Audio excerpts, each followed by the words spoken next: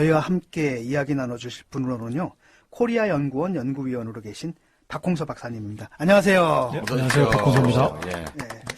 네, 먼저 박홍서 박사님, 아마도 이제 지면을 통해가지고 그 이름 간간히 접하셨을 텐데, 프레시언과 같은 그 매체를 통해가지고요. 우리 청취자 여러분들 중에서 모르는 분들도 계시니까 자기소개를 좀 간략히 해주시죠. 예, 반갑습니다. 박홍서입니다. 지금 코리아 연구원 연구원으로 있고요. 중국 대외 관계, 미중 관계, 한반도 문제 이런 쪽으로 연구를 하고 있습니다. 그리고 이곳저곳 대학에서 강의를 하면서 이 생계를 이어가고 있는 비정규직 노동자고요. 아주 자랑하는데 네. 주변에서 뭐 이렇게 불행히도 연민의 눈빛으로. 예, 그렇습니다. 예. 근데 이 코리아 연구원은 어떤 연구 단체예요? 이 국제정치하고 이제 한반도 문제를 포괄해서 예. 연구자들끼리 네트워크를 구성해서 이 좋은 정책 대안을 만들고 그러한 연구 단체입니다. 예, 연구단체들은 참 그렇잖아요. 이런 일 터지면 우리 속이 터지고 답답할 것 같아도 연구단체들은 좋은 주제 연구할 거 막 생겼다. 일종의 대목이요. 그렇죠. 그럴 것 같은데 어떻습니까? 바쁘죠? 북한이 많이 먹여 살리는 중국도 많이 먹여 살리고요. 일용할 양식을 제공해 네, 주는. 그렇습니다. 지금 굉장히 복잡할 것 같아요. 왜냐하면 이제 벌어지지 않았던 일들이 막 벌어지니까 연구원 내부에서도 예. 많은 관심들을 갖고 또 바쁠 것 같은데요.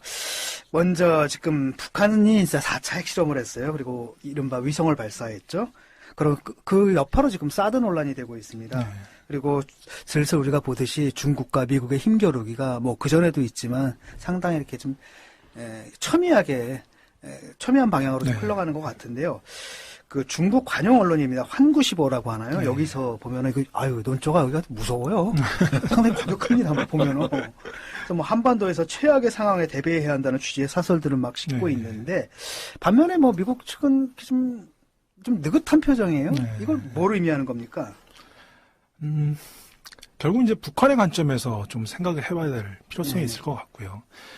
북한, 핵실험, 로켓 발사는 북한이 다, 주체 행위자고, 예. 북한의 의도가 뭐냐라고 했을 때는 결국 북한은 체제 생존, 정권 생존이 가장 중요한 최대 목표고요. 예. 그러니까 여기서 중요한 두 국가가 있습니다. 미국이 있겠고요. 또 반대편에 중국이 있습니다. 미국하고의 관계가 중요한 것은 미국은 북한의 주적이라고 북한이 뭐 한국전쟁 이후에 계속 그렇게 얘기했던 것이고요. 그래서 미국한테 체제 보장을 받고 관계 정상화를 하고 수교를 하고 그러면 그것은 뭐 북한한테 최상의 시나리오일 테고요. 반면 이제 중국하고의 그런 관계에 있어서는 중국은 북한의 혈맹이고요. 지금 중국이 북한을 도와주지 않고 북한을 버린다면 뭐 북한 정권 생존 대단히 위험해질 수밖에 없는 이런 상황이기 때문에 그러면 중국하고의 관계에 있어서 북한의 목적은 뭐냐? 최대 목적은 결국 포기당하지 않는 것. 그러니까 버림받지 않는 것. 그리고 끊임없이 어떤 동맹국가로서의 지원을 계속 강요를 하는 것. 이것이 이제 중국하고의 관계에 있어서의 북한의 목표일 텐데. 그러니까 지금 북한은 두 가지 게임을 동시에 하고 있는 것입니다. 미국하고는 적수 게임을 하고 있고, 중국하고는 동맹 게임을 하고 있습니다. 그러면 북한이 계속 반복적으로 도발을 하고 위협을 조성시키고 이런 것이 과연 어떤 게임에서 효과적이냐, 효율적이냐, 이걸 한번 판단해 봐야 되는데, 이제 미국하고의 관계에서는 그게 별로 효과적인 것 같이 보이지 않는다는 거죠. 예전에는 사실 북한이 한번 이렇게, 이렇게 한번 치면, 도발을 하면, 미국이, 오케이, 우리 한번 협상해보자. 라고 했는데. 네, 그렇죠. 그게 한 2007년까지, 그래서 2.13 합의도 되고, 14 합의도 되고 이랬는데, 오바마 정권 들어와서는 필요 없다. 너네 이제 상대도 안 한다. 이른바 전략적 그렇죠. 인내라 그러죠. 그렇습니다. 네. 전략적 인내죠. 의도적 무시고요. 그리고 북한이 오히려 그런 그 위협적인 행동을 하면 미국은 오히려 더 강경한 대북 강경책을 피고 있고요. 이번에 4차 핵실험도 이제 북한 쪽에서는 이건 미국의 적대시 정책 때문에 우리가 했다라고 정당화를 하는데 그럼 뭐 미국은 그거에 대해서 아는 체를 안 해. 그냥 무시를 해버리고 오히려 더 강경하게 B2 띄우고 B52 띄우고 이런 것이죠. 그럼 북한이 이걸 모르겠느냐라는 겁니다. 북한은 다 알고 있다라고 보고요. 그러니까 미국에 대해서 계속 그런 미국을 걸고 넘어지는 것은 자신들의 어떤 그런 벼랑 끝 전술을 정당화하기 위한 논리. 그래야 중국한테 버림 안 받으니까. 그런 것 같습니다. 근데 이제 그 벼랑 끝 전술이 중국하고의 관계에서 매우 효과적이라는 겁니다. 왜? 중국은 북한이 저럴 때마다 엄청나게 난처해져요. 그렇죠. 제일 난처한 국가가 중국입니다. 그렇죠. 왜냐하면 중국은 북한을 버릴 수도 없고, 왜냐하면 이 북한의 지정학적 가치가 너무 크기 때문에요. 반대로 북한을 지지할 수도 없습니다. 왜냐하면 국제사회에서 나름대로 그렇습니다. G2로서의 저기 책임감을 가져야 되니까. 버리게 되면 결국은 적대적인 관계에 있는 국가들하고 국경을 바로 맞대야 되니까. 예, 순방치안이죠. 순망치 아니죠. 근데 북한을 뭐 전적으로 지지한다. 북한의 도발을 지지한다 그러면 이것은 궁극적으로 미국하고 전쟁을 불사하겠다. 이런 것도 되거든요. 그러니까 중국은 되게 그 진퇴양난 딜레마에 빠질 수밖에 없고 바로 이제 북한은 이런 걸 역이용하는 것이죠. 예. 예. 한편으로는 이제 얼라이언스 게임, 이른바 동맹 게임에서는 그렇습니다. 효과가 없지만 효과가 있다는 거죠. 효과가 효과가 아니죠. 있죠. 어드버서리 게임이죠. 미국하고의 그런 적수 게임에서는 효과가 이제는 없지만 실질적인 효과는 없지만 중국하고의 동맹 게임에서는 여전히 강력하게 지금 이 효과가 있다. 예. 좀 전에 그 신문을 보니까 그런 얘기가 나거든요. 월스트리트 저널에 어떤 얘기가 났냐면은 작년에 미국하고 북한이 몰래 비밀 협상을 했다며요. 네. 그런데 그 결과가 이제 뭡니까 이루어지지 못했는데 네. 그 논조가 좀 달라요. 월스트리트 저널에서는 미국이 그러니까 북한에서 요구하는 바 있죠. 왜 평화협정 맺는 문제하고 그 다음에 핵 포기 문제를 병행해서 하겠다. 이런 제안까지 내놨다라는 그 보도가 되고 있고. 북한 입장이 예, 아니, 그러니까 북한 입장을 받아들인 것처럼 이렇게 나왔고, 반면에 또 그 후에 나온 보도에 따르면 미국 정부에서는 아니다. 모임이 있긴 있었는데 선 핵 폐기를 얘기했더니 북한에서 못 받아들인다 그래가지고 협상이 결렬된 것이다. 이렇게 얘기가 나오고 있거든요.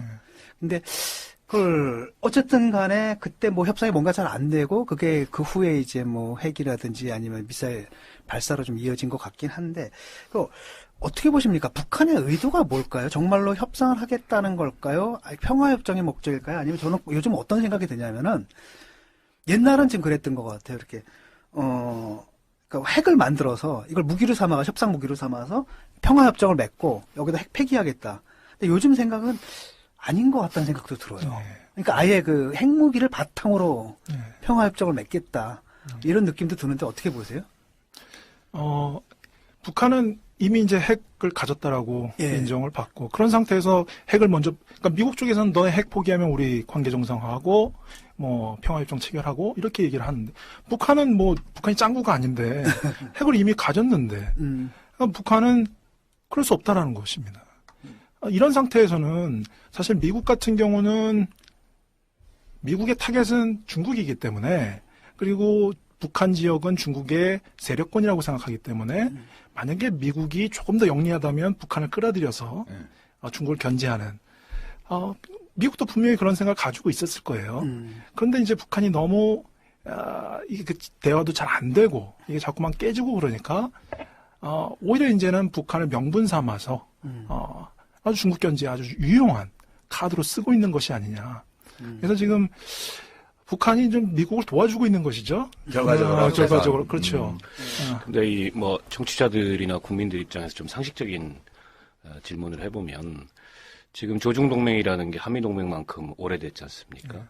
근데 우리 한미동맹에서 미국과 한국과의 관계를 보면 사실상 미국의 어떤 그 승인 없이 용인 없이 우리 정부가 특히 이런 그 동북아에서 이런 전략적인 문제에 대해서 자기결정권이 거의 없잖아요.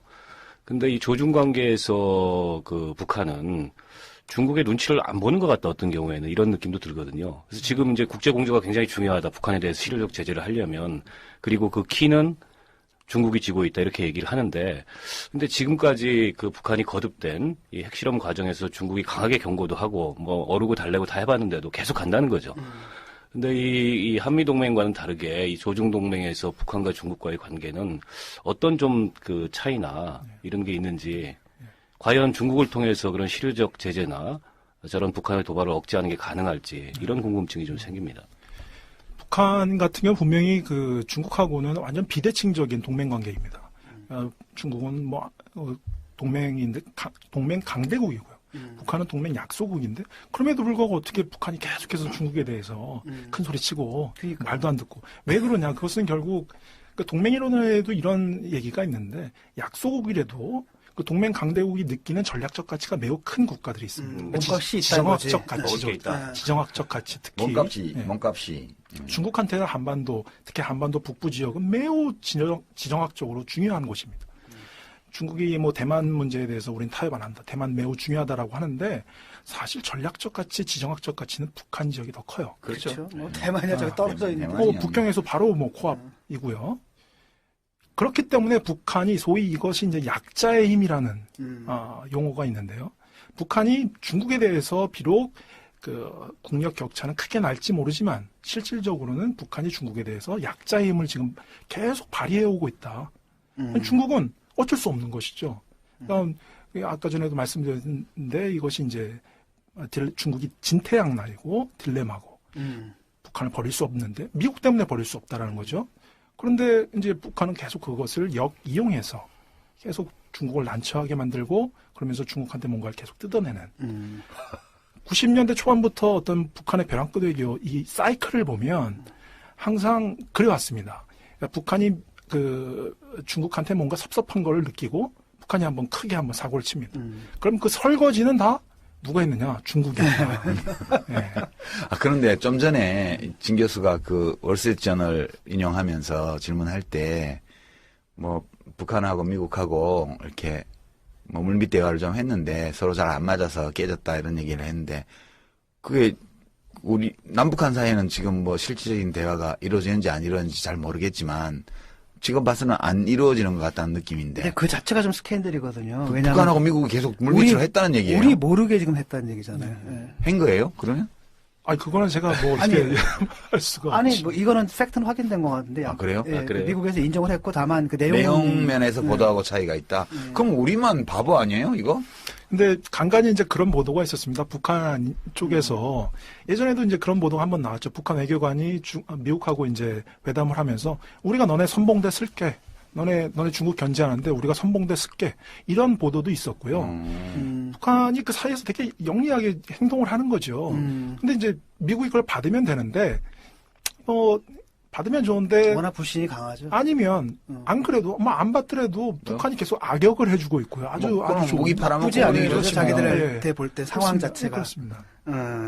그렇구나. 지금 안보리 결의가 이제 곧 뭐 있을 것 같은데요.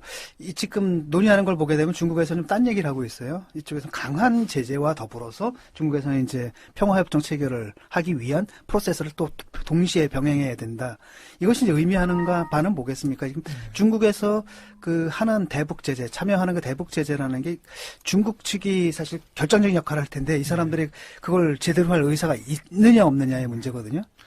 저는 결론부터 말씀드리면 실질적인 제재에 중국이 동참하지는 않을 거라고 봅니다. 분명히 이번 4차 핵실험 그다음에 이 장거리 로켓 발사 이후에 중국은 계속해서 이제 외교부 쪽에서도 그렇게 나오고 관영 언론 쪽에서도 나오는 게 북한은 대가를 치러야 된다. 그리고 중국은 유엔 안보리 제재에 대해서 찬성을 하고 동의를 한다. 예. 추가적인 제재에 대해서. 그러나 그것은 레토릭이고요. 실제적으로 어떤 북한의 생명줄 이것을 건드릴 이런 거에 대해서는 중국이 거부할 것이다. 분명히 또 왕이 외교부장이 뭐라고 하냐면 계속해서 지금 얘기하는 게 뭐냐면 제재는 목적이 아니다. 네, 제재는 목적이 아니다. 대화를 하기 위해서 그렇습니다. 제재하는 거라는 거죠. 예. 쉽게 말하면 예. 제재를 한다라는 것도 그러니까 다시 이제 육자회담이라든지 협상 테이블로 끌어내기 위한 수단이지 그 자체가 목적이 아니다 이거죠. 그렇습니다. 예. 분명히 또 세 가지 원칙을 지금 계속 얘기해주고 있거든요. 예. 한반도에서 전쟁이 일어나서도 안 되고 난이 일어나서도 안 되고 무력으로 해결돼서도 안 되고 그다음에 중국의 안보 이익을 침해해서도 안 된다. 첫 번째로 드는 전쟁이 일어나서도 안 되고 난이 일어나서도 안 된다는 것은 그것은 북한 붕괴를 우리는 절대로 반대한다. 이걸 애둘러 얘기하는 거거든요. 그러니까 현상 유지를 해야 된다는 현상 유지를 해야 거죠. 된다는 중국 얘기죠. 입장에서는. 예. 그런 상태에서 실질적인 제재, 이거에 동참할 가능성은 극히 희박하다. 이렇게 보여집니다. 예, 지금 근데 신문들의 논조가 참 무서워요. 뭐 평양까지 진군하겠다.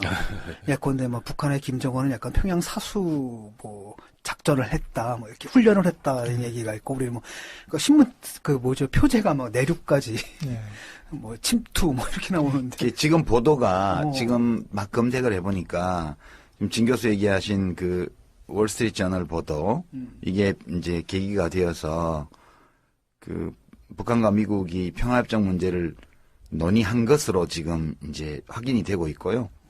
우리 정부 쪽에서도 지금 확인을 해주고 있는데 소식통이라는 이름으로 북한이 먼저 미국의 평화협정 체결 논의를 하자고 제안을 했고 미국은 북한 핵 문제가 논의에 포함되어야 한다라는 기존 입장을 전달했지만 북한이 이것을 받아들이지 않으면서 의미 있는 논의가 진행되지 않은 것으로 안다. 이게 우리 정부가 파악하고 있는 거예요. 재밌네요, 그죠? 그런데 그건 월스트리트 저널의 내용인데 예, 보도 내용. 그러네. 예. 그러니까 그 의미하는 바 이거거든요. 쉽게 말하면 북한에서는 나는 그냥 핵을 갖고 있는 전제하에 평화협정을 맺자라고 했고 미국에서는 아니 뭐 평화협정 얘기해 줄 테니까 그래 핵 폐기 문제도 같이 얘기하자. 지금 이렇게 나온 거니까 과거에 비하면 지금 미국이 오히려 한 단계 밀려버린 논리적으로는 그러네. 그런 거죠. 예. 근데 사실 그게 예를 들어서 94년 북미 제네바 합의, 그다음에 9.19 공동성명 2005년 이런데 사실 하고 크게 뭐 달라진 게 있을까라고 저는 그런 생각이 좀 달라진 게 들고요. 약간 있는 게 예. 갖고 있잖아요 지금. 사실 북미 제네바 합의도 그 뒤에 이제 양국 관계 정상화까지 염두에 두고 한 거고 9.19 공동성명도 그게 2005년도죠. 2005년도에 할 때에도 뒤에 이제 부칙 비슷하게 프로토콜에 이제 별도 협상 테이블을 열어서 한국전쟁 관련 당사국들이 모여서 평화협정 체제 문제를 논의한다는 게 뒤에 또 딸려 있었잖아요. 근데 이제 과거의 트랙을 보면 투 트랙이에요. 그러니까 육자회담에서는 북핵 문제를 논의를 하고 그다음에 정전협정 체제를 평화협정 체제로 대체하는 문제는 관련 당사국들이 따로 모여서 또 논의를 하는 걸로. 거기 러시아하고 일본이 빠져야 되기 때문에. 그러니까 이 육자회담은 6개국이 하는 거고 저쪽 평화협정 문제는 4개국이 해야 되죠. 이제 우리나라하고 미국하고 북한하고 중국하고. 근데 이제 그게 진행이 안 됐잖아요, 실제로. 그리고 이제 제2차 남북 정상회담 때 대화록을 보면 거기 김양건이 뭐라고 얘기를 했냐면 기존의 핵시설, 핵계획, 핵물질 이거는 전부 다 사찰 허용하고 이제 불능화 전부 다 받아들일 수 있다. 그때가 이제 13합인가 나왔을 때예요. 육자회담에서. 그러나 이미 가지고 있는 핵 전력 그건 안 된다. 그 틀에서는. 왜냐하면 미국이 우리 교전 당사국인데 교전 당사국 상대방한테 우리 무기고를 보여주는 건 있을 수 없는 일이다. 그렇게 그 김정일이 듣는 데서 얘기를 하고 넘어갔어요. 그게 지금 북한의 기본 입장 아니겠어요. 그죠? 육자회담 틀 내에서 핵 문제는 논의를 한다. 그러나 이미 확보하고 있는 핵전력, 핵무기 이거를 폐기하는 데에는 다른 조건이 더 필요한 거고 그렇게 투트랙으로 지금 하자는 거죠. 북한 입장은. 근데 미국이 이걸 못 받은 거 아니겠어요, 지금? 예, 그렇게 보면 되는 건가요? 미국 여러 가지 기술적으로는 좀 차이점이 있을 건데요. 근데 미국 쪽에서는 결국 핵을 먼저 포기해라. 이것이 이제 방점이 거기 찍혀 있는 것 같고요. 북한은 아니 우리 이거 먼저 이거 포기할 수 없고 뭐 같이 가자. 아니면 이제는 뭐 헌법에 이제 핵 보유국 이것까지도 명시를 했고요. 아니면 이제 군축으로 가자, 핵 군축으로 가자 이렇게까지 나오니까요. 결국 핵 포기를 할 수 있느냐 없느냐가 결국 문제. 그렇죠. 양팔을 까고 까면. 그러니까 결국은 북한이 어떤 조건에서 기존 이제 개발한 핵무기까지 포기할 수 있다는 입장을 표명하냐. 네. 그 문제를 가지고 지금 논의를 한 것 같아요, 그죠? 근데 그 조건이 잘 안 맞은 것 같아요. 그러니까 북한 같은 경우는 이제 보니까 뭐 그런 거 아니겠습니까? 일단 평화협정을 맺자. 그래서 미국 니들이 약속 지킨 걸 좀 봐가지고 내가 봐서 그 뭐 핵무기 뭐 하나 둘씩 뭐 없애는. 근데 저는 제가 김정은이라면 핵을 포기 안 할 것 같아요. 안 할 것 같아요. 왜냐하면 북한 쪽에서는 그런 소리도 많이 나왔는데 김정일이 뭐 그런 소리도 했다라고 하는데 리비아 봐라, 이라크 봐라. 얘네 핵이 없기 때문에 저렇게 무슨 다 미국하고 특히 리비아 카다피 같은 경우는 다 뭐 미국하고 잘 지내자 이래놓고선 뭐 내부적으로 이제 끝났지 않습니까? 이런 우리가 핵을 꼭 가져야 된다 이런 것이죠. 그러니까 일단은 이제 북한의 입장은 과거 같은 경우는 핵을 갖다 평화협정 체결의 조건으로 내세웠다면 이미 지금 핵을 갖고 있는 상태에서는 이건 기존 이미 이제 변할 수 없는 사실이고. 네. 여기서 지금 평화협정을 맺자 이렇게 얘기를 하는 거고, 그러니까 미국에 있을 땐 뜨악한 거죠. 이거 뭐야? 이렇게 돼버리는 게 아닌가 이런 생각이 드는데. 지금까지 전개된 과정을 보면 이게 국제사회에서 문제아로 낙인이 찍히고 왕따가 되긴 했지만 어쨌든 이 핵개발을 통한 북한의 전략은 그 나름 성공적이었다. 이렇게 볼 수 있겠네요. 예. 그들 우리 관점에서 그들의 논리로는. 네, 그렇죠. 협상력을 엄청 강화한 거지. 지금. 그러니까요. 우리 관점에서 굉장히 평화협정 불행한 체결만 일이지만 하더라도 과거에는 그게 이제 핵 포기를 전제로 한 평화협정이었는데 지금 북한의 입장에서는 핵 갖고 하겠다. 이렇게 나오는 거는 상당히 성과를 자기들 나름대로는 거둔 그런 결과라고 보여집니다. 일단 북한은 핵은 이제 확보를 했다. 그게 조회한 수준의 기술이든 어쨌든 하여튼 뭐 핵은 하나 갖고 있다. 뭐 이런 것은 뭐 인정을 받고 있는 것이고요. 게다가 아까 전에도 말씀드렸는데 미국하고의 관계 평화조약 이런 것은 이제 레토릭 뭐 되면 좋고 되면 최상이고요. 근데 그게 안 되더라도 계속 이런 핵 카드를 갖고 중국을 계속 하면서 오래 살아남겠다. 올려주면서 뭔가 중국으로부터 뭔가를 뜯어내는 이런 거에 여태까지 뭐 성공해 왔다. 이번 4차 실험 이후에도 돌아가는 이 상황을 보면 북한의 의도대로 지금 가고 있는 것이 아니냐. 어떤 의도냐면 한중 관계가 너무 밀월기로 갔었거든요. 시진핑 정권 이후에 박근혜 정권하고 되게 그 한중 관계 밀월 관계로 갔고 바로 그냥 한 방으로 그냥 지금 뭐 사드 배치다 이러면서 한중 관계가 그냥 급속도로 이제 경색될 가능성이 커지는데 이것은 북한의 입장에서 대단히 사드 배치 문제로 돌아와서요. 사실상 뭐 사드 문제는 뭐 그전에도 뭐 솔솔 얘기가 나오긴 했지만 이게 이렇게 현실성이 있다고 판단된 건 아니었잖아요. 네. 근데 갑자기 그냥 뭐 며칠 사이에 갑자기 이 현실이 돼가지고 나타났단 말이죠. 이걸 어떻게 봐야 되나요? 지금 그러니까 우리 정부에서 결정한 것과 아니면은 그러니까 중국 측의 입장에서는 이 모든 게 사실 북한 문제가 아니라 그러니까 미국이 그 중국을 봉쇄하는 그러니까 쉽게 말하면 대륙 세력이 바다 쪽으로 나오는 거, 이 해양 세력이 미국에서 이렇게 봉쇄하려는 전체 차원에서 된 거고, 한국은 꼬봉이다 이 정도의 시각을 좀 갖고 있는 것 같아요. 어떻게 보십니까? 그 중국 외교부장 왕이가 그런 고사 사기에 나오는 고사성어를 써서 항장이 칼춤을 추는 태공이다 유방이 이제 그게 이제 집약된 얘기고요. 뭐 방금 말씀하셨듯이. 중국은 한국, 북한, 남한 신경도 안 씁니다, 사실. 싸워도 니네끼리 싸워, 우리 신경 안 씁니다, 이런 겁니다. 6.25 때도, 연합군이 서울 수복하고 38선 막 건너려고 할 때 주울레가 뭐라고 그러냐면, 남한군만 넘으면 38선 월경하는, 오케이, 괜찮다. 상관 안 한다. 그러나 미군이 월경을 하면 우린 가만히 있지 않겠다. 딱 그런 말을 하거든요. 그 논리는 지금 70년이 지났는데도 그대로 작동을 하고 있고요. 북한 급변사태 나서, 그냥 한국군만 올라가서 접수를 하면 중국 신경 안 쓸 겁니다. 그러나 문제가 되는 것은 이제 주한미군이 올라가서 접수를 하고 압록강까지 올라간다는 거죠. 그건 중국한테는 최악의 시나리오입니다. 그러면 옛날에 임진왜란 때도 일본군이 저 한강까지만 오고 대동강, 압록강까지 안 왔으면 파병 안 했어요. 파병 안 했을 수도 있나요? 사실 제가 외람되지만 학예 논문을 이제 중국의 군사계획, 임진왜란 한국전쟁을 비교해서 막 썼는데요. 그때는 항외 원조전쟁이었고, 예, 6.25 때는 항미 원조전쟁이고 그런데. 매우 논리가 비슷합니다. 그 임진왜란 때도 오히려 왜군이 막 한 2달 만에 서울까지 치고 올라오니까, 한성까지 치고 올라오니까, 오히려 이 명나라 쪽에서는 조선을 의심합니다. 이게 짜고 친다. 향도가 돼서. 어떻게 저렇게 빨리 올라올 수 있냐. 그렇습니다. 그래서 저희 특사까지도 보내요. 그래서 상황을 조선의 전황이 어떠냐 이렇게 대의는 그랬지만 그게 조선 왕이 진짜 왕이냐. 근데 이제 거기서 이제 조선 선조가 가서 뭐 울면서 이거 진짜다. 우리를 믿어 주십시오 막 이러거든요.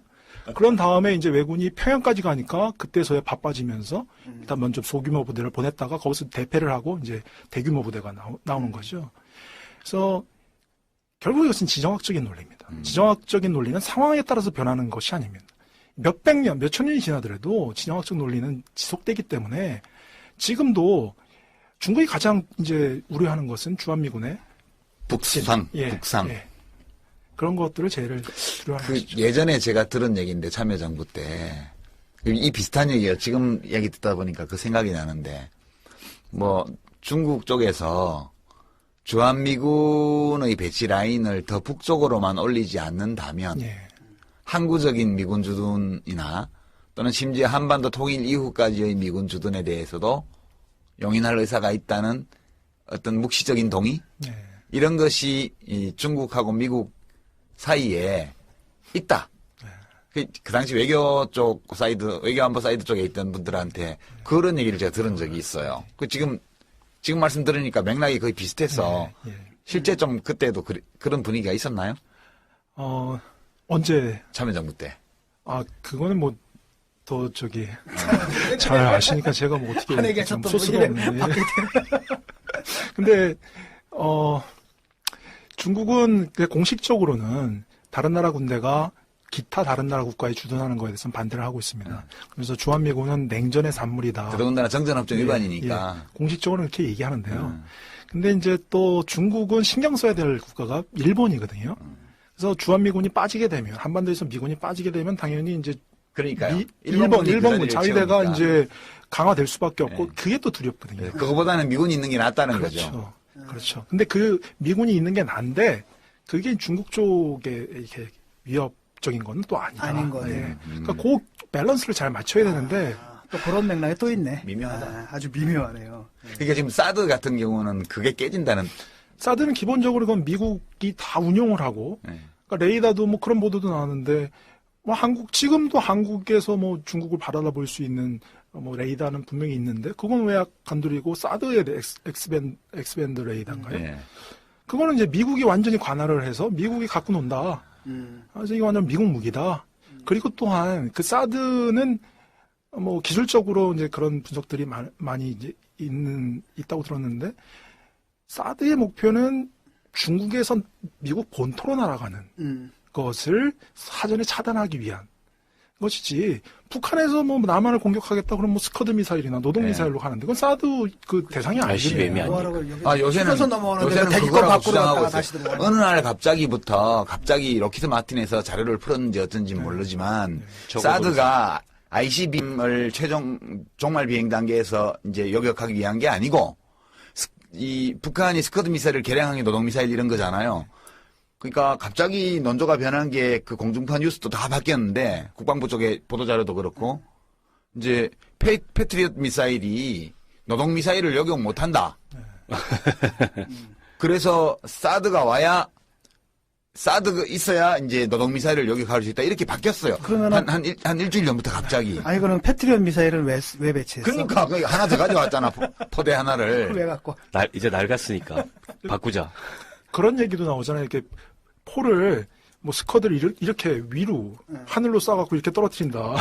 그러니까요. 북한이 그런 사드 기술을 같은 경우에는 이제 되려면 미사일이 쭉 가서 대기권 밖으로 갔다가, 그러니까 휴전선 하나 넘기 위해서 대기권 밖으로 갔다 다시 들어와야 된다는 얘기인데. 그러니까 물론 닭을 잡을 때는 닭 잡는 칼을 써야 되지만, 자들은 불합리하고 비이성적인 존재니까 닭 잡는데도 소 잡는 칼을 들고 나올 수 있다. 이런 논리죠. 네.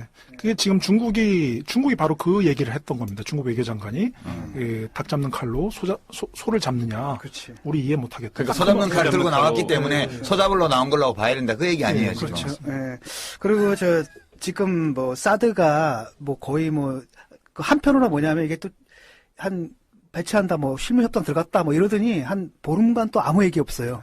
그러니까 한미 간에도 뭔가 좀 문제가 있는 것 같기도 하고, 또 한편으로는 이제 사드가 배치될 경우에 중국이 어떻게 나올 것인가에 대해서도 여러 가지 견해가 있는데, 그 중에 하나는 뭐냐면 중국에서 어떤 식으로도 보복을 할 것이다, 이런 견해가 있는가 하면, 주로 이제 보수 언론 쪽에서는 그렇게는 못할 걸, 내지 이렇게 약간 희망 섞인 이런 보도도 설마 있는데, 그렇게 하겠냐. 네. 어떻게 보십니까? 미국도 사실 중국을 눈치를 좀 봐야죠. 그래서 분명히 중국 쪽에서 직접 이제 미국 쪽으로 항의 비슷한 거를 했을 겁니다. 그래서 경고 비슷한 걸 했을 것이고, 미국도 중국이 매우 지금 필요한 상황이거든요. 미국이 아무리 무슨 뭐 헤게모니를 장악하고 있다 그래도 국제 정치를 모두 혼자 해먹을 수 없어요. 그러니까 국제 문제는 그 해결하려고 하면, 테러리즘이나 이런 거 해결하려고 하면 당연히 중국이나 러시아 같은 이런 강대국의 협조가 필요합니다. 그래서 강대국 간 협조 관계인데요. 그런 상황에서 어떤 사드를 독단적으로 미국이 배치한다 그러면 미중 관계가 상당히 또 어그러질 수가 있고요. 미국도 상당히 부담이 되는 것이고요. 중국이 미국을 소위 연맥이려면 어떤 수단을 갖고 있죠? 아니 뭐 그 정도야 자기들도 생각하지 않겠어요?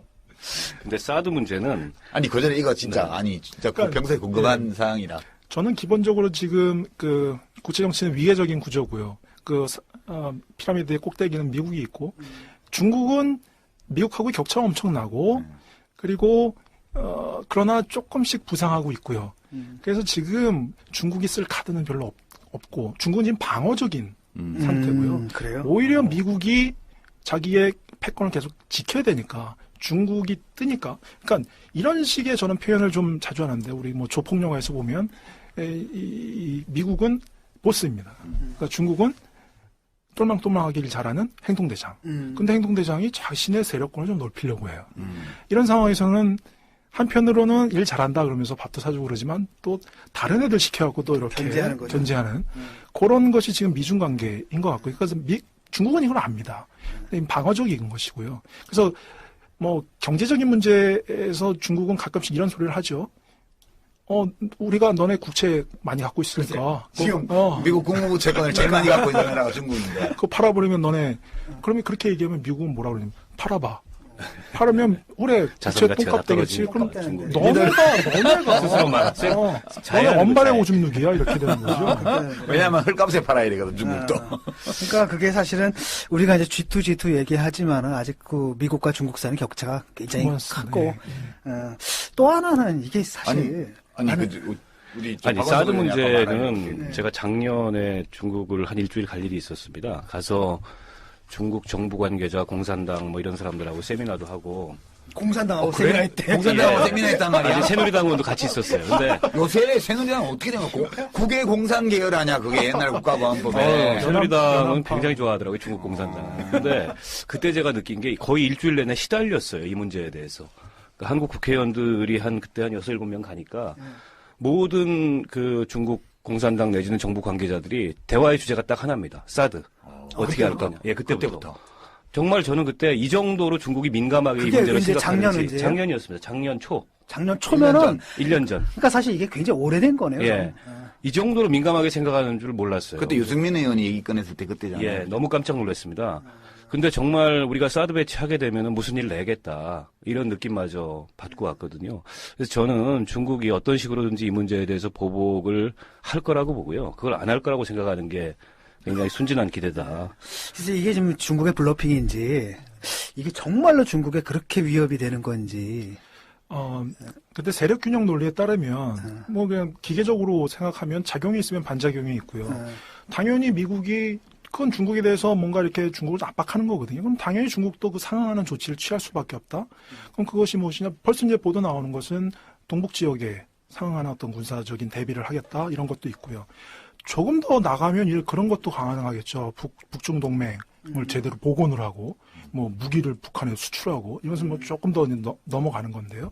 그런 측면이 분명히 세력 균형 차원에서 그건 당연히 이제 중국의 입장에선 할 수밖에 없는 그런 조처고요. 한국에 대해서는 지금 한 두 가지 시각이 좀 혼재해 있는 것 같아요. 지금 뭐 인터넷 같은 걸 보면 일반 대중들은 한국을 또 막 욕하기도 하지만 한국은 지금 어쩔 수 없이 그냥 미국에 빨려 들어간 거다.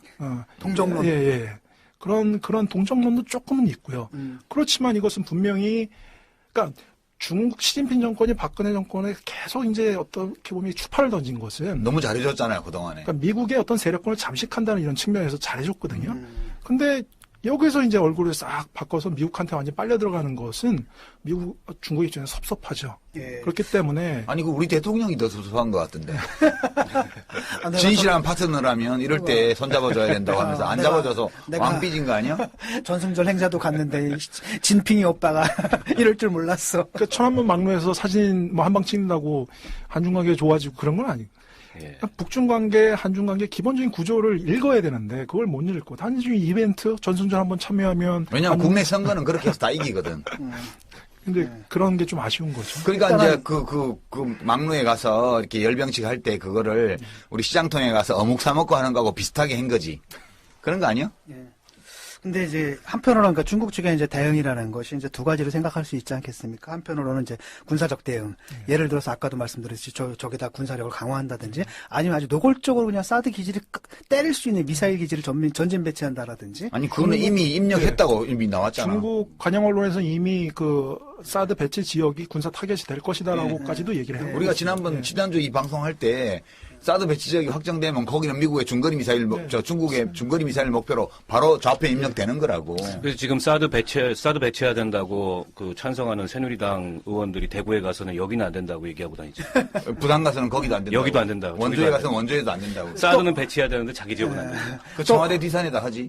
또 하나는 이게 이제 그 경제적 보복이라고 얘기를 하는데 사실 이게 경제적 보복으로 가기 좀 논리 논리가 조금 이렇게 비약이 되지 않나요?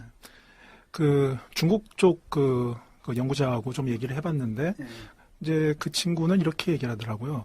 그 지금 중국 경제도 안 좋고 한국 경제도 안 좋다. 그래서 제가 이제 경제적 보복 가능성이 있냐 그러니까 그것은 좀 생각해봐야 되겠다. 뭐 이런 식의 얘기를 하고 오히려 그러면 뭐 어떻게 할 거 같니? 그러면 이렇게 물어보니까 오히려 중국은 북핵 문제나 이런 거에 대해서 중립.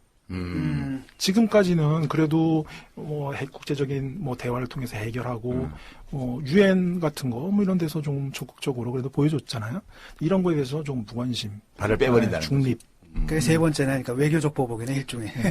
그리고 또 이런 것도 가능합니다. 사실 문화적으로. 중국은 이제 국가의 언론 장악력이 뭐 어마어마하죠. 그러니까 이제 그 반한 선동을 좀 할 수 예, 있겠죠. 그 한 번만 뉴스에 돌려버리면 요코들 그러니까 이제 일부 보도에 별거대 김수현, 사드에 죽나 그런 아니 그거 순식간이에요. 진짜. 아니, 그 화장품 주식이 다 떨어졌잖아요. 네, 지금 이제 저는 이래요. 그 중국이 지금 FTA까지 체결을 했잖아 우리가. 발효는 아직 안 됐죠, 그죠? 근데 한중 FTA까지 한 마당에 이 저 군사적인 문제를 가지고 경제적인 뭐 보복 조치를 한다는 거는 공식적으로 할 수 없는 거예요. 그렇죠. 그렇지만 공식적으로도 안 하고 실질적으로 할 수 있는 방법이 얼마든지 있어요. 사실 문화산업, 한류, 이 문화산업, 전자, 이런 쪽에 무슨 통신 이런 쪽에 타격 가하려면 저쪽은 전체주의 독재국가잖아요. 움직일 수 있는 수단이 엄청 많아요. 예, 대중의 반감을 조장해서 자발적이고 민간 영역에서 일어나는 보이콧 운동처럼 조직하는 게 쉬워요. 중국은. 쉽죠. 그거 뭐 일도 아니지 뭐 사실 맘만 지금 먹으면. 제일 우려하는 게 그 중국 여행객들 해외여행 당분간 특히 한국 금지시키는 거. 공안들이 좀 덜 그다음에 친절해진다는 거죠. 우리 저 자본시장에 투자되어 있는 그 중국 자금들 빼는 거. 반대로 그 한국의 대중국 투자 결정을 지연시키는 거죠. 그렇지. 행정적으로 네, 그냥. 그 지연시키면 얼마든지 가능하거든요. 근데 그게 우리한테는 이제 막대한 손실로 돌아오기 때문에 그런 여러 가지 우려들이 실제로 있는 아니 그러니까 우리나라에서 박근혜 대통령이 예를 들어서 뭐 그렇게 FTA 맺고 있는 다른 나라에 대해서 압박을 가하기 위해서 이제 그 비공식적인 수단을 동원해서 하기 시작하면 우리나라 같은 데서는 야당이나 경제단체나 이런 데서 삿대질하면서 이거 왜 이러냐 말이야. 이거 뭐 불법적인 거다. 뭐 이건 잘못된 거다. 이렇게 비판이라도 하지만 중국은 그거 없잖아요. 그게 사실상. 그러니까 쟤들은 무기를 손에 다 쥐고 있는 거라고. 예. 그 마지막으로 그 사드의 그 손익 계산을 좀 해보면 일단 뭐 미국한테는 배치된다면 유리한 거겠죠. 그 다음에 우리나라 같은 경우는 이제 손해만 보는 거겠죠. 왜냐하면 비용들이 있고. 무슨 소리야 지금 우익들이 들으면 사드가 우리 노동미사일에서 우리나라를 보호해 주는데 왜 그런 소리를 하고 그래 이러지. 제가 우익이 아니라서 제가 우익하기는 머리가 좀 좋아요. 그래서 어쨌든 근데 비용 문제도 있고 환경 문제도 있고 또 한편으로는 이게 배치가 되면 왜냐하면 미사일 타격 중국이 뭐 타격한다 안보 그랬으니까 문제가 있죠. 굉장히 안보적으로도 불안해지는 측면이 있기 때문에 우리는 좀 손해를 보는 것 같고 중국도 당연히 이제 손해를 보는 건데 북한은 나쁘지 않겠죠. 네. 저는 최종 승자는 뭐 로키드 마틴 사장과 그렇지. 북한. 그렇지. 뭐, 로키드 마틴은 뭐 이제 뭐 논았지 성공한 뭐 거고, 완전히. 예. 예. 커미션도 좀 줘야 되고 김정은한테. 뭐 20% 하면 얼마야? 그 세계 포대 하면은 한 3조 5천억 4조 원 된다는데 20% 하면 8천억 아니야 리베이트가. 8천억이 쫙 불려봐 죽이는 거지 완전히. 특히 우려스러운 건 그런 점인 것 같습니다. 이게 그냥 사드를 단순히 배치하고 안 하고의 문제를 떠나서 한미일 MD 체제에 우리 정부가 완전히 편입이 된다는 거죠. 이게 사실은 미국이 2011년도인가요? 아시아 재균형 정책을 발표한 이후로 한미일 군사 협력을 거의 준동맹 수준으로 끌어올리려고 부단히 애를 썼는데 우리가 안간힘을 가지고 버텼던 거 아닙니까? 그동안에. 그랬는데 이게 무너지면서 이 사드가 배치된다는 거는 그게 거의 준동맹 수준으로 가거나 어쨌든 일본을 핵심 행위자로 하는 그 군사동맹 체제에 완전히 편입된다는 게 우리로서는 과연 바람직한가 이런 점이 사실은 더 우려스러운 역시 겁니다. 국회의원은 다르다. 표현이 품격이 있고 좀 유식해 보이잖아. 내가 엿먹인다 이런 식의 나의 표현과는 정말 질적으로 현저한 차이가 나서 갑자기 나와 부끄러워지네. 저 선거해야 돼요. 이런 입을 가지고 국회에 들어갔으니. 북한은 사실 제일 요번에 이런 상황 속에서 북한이 얻은 것은 한중 관계를 경색시킨 것. 이것은 아주 북한한테 북한이 지금 희망하고 있고. 그 3쿠션 넣은 거죠, 그렇죠. 그러니까 아까 저희도 말씀드렸는데 시진핑 정권 이후에 박근혜 정권하고 되게 밀월기가 있었고 전승절 회사 때 상징적으로 그런 게 드러나는 것이 시진핑 박근혜 두 명 화기애애한 북한 대표는 저 체령에는 저 보이지도 구성에서 않는데. 짱 박혀갖고 아니 이게 북한의 입장에서 보면 이건 말이 안 되거든요. 미국 백악관에 맞습니다. 예. 발코니에 섰는데 김정은이 가서 그 오바마 옆에 서 있고 우리는 윤병세 외교부 장관이 가갖고 저 끝에 보이지도 않는 데 서 있고 이거가 아니야. 그런 거죠. 말이 되냐고 이게. 근데 이제 핵실험 이런 상황으로 뭐 깨끗하게 이제 정리가 되는 북한 입장에서는 되게 지금 자축위안을 베풀고 있지 않을까? 뭐 그런 못됐어 생각도 좀 정말. 근데 저는 이게 참 우리 외교 안보 정책이나 전략이 왜 이렇게 무능한가 참 고민인데요. 그 한반도의 지정학적 가치가 특히 북한 같은 경우에 중국의 그런 지정학적 가치가 있다면 중국으로 하여금 우리 남한도 마찬가지 아닙니까? 미국에게 있어서 이 대한민국은 그런 지정학적 가치가 있는 거거든요. 중국한테도 있죠. 근데 우리는 그런 걸 활용을 못 해요. 그 점이 너무 사실은 속상하고. 그건 대통령을 잘 뽑아서 그래. 근데 사실 재미있는 게 지금 북한이 하고 있는 그 중국에 대한 그런 변화구 전술이 사실 과거에 남한도 많이 했습니다. 박정희 대통령 그거 했고 특히 이승만이 먼저죠. 핵개발한다 이승만 정권 때는 계속해서 북진 통일을 한다 그러면서 미국한테 막 뜯어냈거든요. 그래서 미국이 무서우니까 그 한미 방위 조약도 맺어주고 또 전쟁 날까봐. 그대로 그 논리를 그대로 하는 거예요. 이승만은 진짜 미국 행정부를 가지고 놀았어요. 그때 네, 보면 네, 맞습니다. 그 북한이 지금 중국을 가지고 노는 거 아니에요? 네, 일종의. 네. 그뭐 별로 바람직해 보이진 않지. 그래서 미국은 오죽했으면 이승만 제거 계획도 막 세우고. 그러니까. 예. 저거 어떻게 사람 보내서 박정희 제거 계획을 선동하고 세웠다는 말도 있었잖아요. 그때 말 안 들을 때는 막 핵개발 추진할 때. 그래서 사실은 11.6 사건이라는 거 배후에 미국이 있다 이런 설도 막 날도고 그랬던 것 같은데 지금 이제 결국은 좀 전에 말씀하신 것처럼 한미일 동맹이지만 까놓고 얘기하면 미일 한 동맹이잖아요. 미일 동맹의 하위 파트너인 그렇지, 거죠. 하위 파트너가. 이제 미국은 회장님, 예, 그다음에 이제 일본은 계열사 사장님, 그렇죠. 우리는 본부장이야. 예. 본부장. 이렇게 돼버린 거죠. 그 다음에 이제 아마 미국이 담당하던 구분사장 역할에 상당 부분은 이제 일본 자위대한테 맡길 것이고, 우리가 거기 이제 편입돼 들어간다라는 이런 맥락이 있는데, 어쨌든 한미일 동맹이 되면은 신냉전 상태가 좀 오는 것 같아요. 지금 보면. 북한하고 중국하고 러시아가 이렇게 촥, 그 다음에 이쪽에서는 한미일. 이렇게 되면서 이게 과연 이제 바람직한가라는 생각도 좀 들고요. 지금 어떻게 봐야 됩니까? 그러니까 좀 전에도 이렇게 굉장히 미국과 중국의 관계가 복잡하다고 말씀하셨는데 한편으로 보면은 국제에서 협력을 하면서도 동시에 이제 냉전 상태로 가면 또 다시 이렇게 삐걱거리지 않겠어요? 그러니까 중국은 계속해서 이제 90년대 중반부터 중국은 이제 뿌지에몽이라고 해서 이제 중국어로 우리들은 동맹을 맺지 않는다. 뭐 실제적으로 북한하고 동맹 관계이긴 하지만 중국은 계속해서 미국 주도의 어떤 아시아 한미일 동맹을 냉전의 산물이고 어떤 한 국가를 타겟으로 해서 맺는 이런 동맹 체제는 이것은 아주 구시대. 진짜 중국은 동맹이 없네 생각해 보니까. 그렇습니다. 북한 빼고 나면. 네. 그래서 이제 중국은 이제 동맹보다는 전략적 파트너십 이런 걸로 해서 훨씬 더 의무감이 떨어지는 이런 우호 관계를 맺죠. 좀 더 세련된데. 걔네들은 몇천 년 동안 해먹은 그 바다가 있어가지고. 중국적 세계질서가 바로 이제 그런 논리거든요. 그냥 우리 사이만 좋게 지내고 우리 나와바리에서만 벗어나지 마라 이런 그렇지, 겁니다. 우리 옛날에 네. 중요하지. 전통적인 중국과 우리 관계도 보면 이제 이게 속국이냐 조공 관계냐 동맹 관계 여러 썰이 있지만 대체로 보면 꽉 속국으로 하기보다는 평소에 이렇게 좀 이렇게 얼러주고 그러고 이제 형님 집에 명절 때 내면 선물 잘 보내고 그다음에 니네 임금 바뀌고 이러면 보고 좀 잘하고 이 정도 한 거 아니겠어요, 그죠? 조공 체제에서도 사실 조선이 분명히 중국의 속방이었죠. 예. 그러나 조선왕은 계속해서 그런 소리 합니다. 조선의 외교와 내치는 자주다. 그러니까 중국도 그걸 인정해요. 그걸 좀 더 논리적으로 보면 그게 바로 기미책입니다. 기미책.